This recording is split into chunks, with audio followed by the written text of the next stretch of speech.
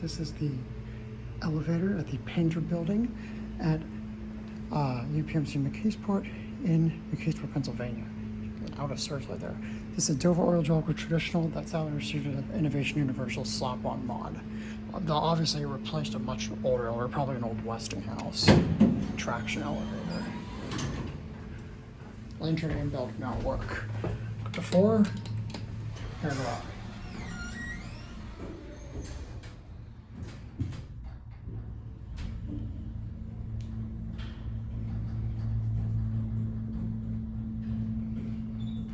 Has the original traditional haul station in there before, so that Dover dry powered motor.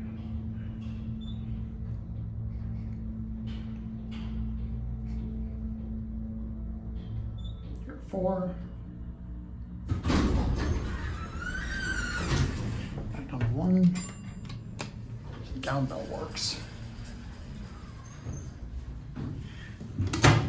No phone. Directory. It's a basic UPMC snap cab. What floor sign it? And then a 1. So we're number 7. Pretty sure the Kelly building is like closed. Because it's not gonna be what?